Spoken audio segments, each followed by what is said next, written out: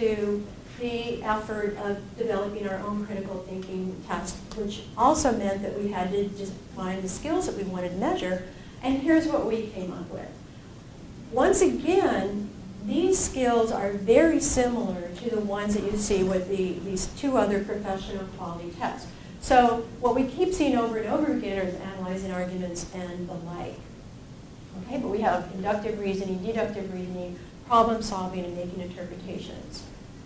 So what I did here was a little bit of synthesis of my own and tried to see what common denominators these three tests have for our purposes today. And these seem to be what they have in common. And so we've got 3 out of 3 of the tests. That's what that means. We talked about evaluation and analysis of arguments. I tried to analyze that. I couldn't see any difference between evaluation of arguments and analysis of arguments. So I just kind of combined them. And then inference, 2 of the 3 tests had inference that they measured. Interpretation, all of them, all 3, and the same thing with deductive reasoning. So for the purposes of just talking today, I thought maybe that would be a good list to use. Then, again, what do these things mean? You can say evaluation, but does it mean the same thing to everyone? I'm not sure. So I have on this slide given more of an elaboration of what each of these areas says about it. This is the Facioni test. This is the Watson-Glaser, their definition of evaluation of arguments. And this is the one that we were working from in the ASLO committee here at Long Beach City College. And what I've done is put in the green font the things that are the overlap, right? So when the same terms come up over and over again. So it seems that evaluation has to do with assessing the credibility of evidence or statements, looking at the inferences that are made. And again, here's more emphasis on evidence, looking at whether arguments are weak or strong.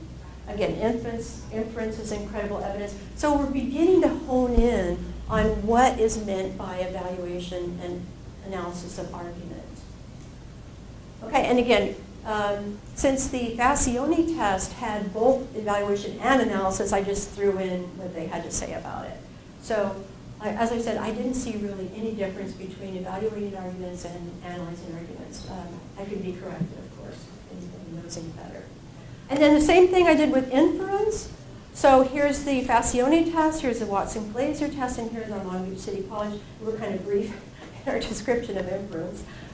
Reason, judgments, etc. But notice that it came up in the other definitions, which is kind of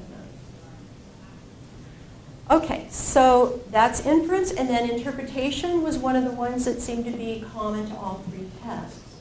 So that means, and I think this is a really good definition of it, that the conclusion is purportedly warranted by the arguments that are made or the evidence that's given.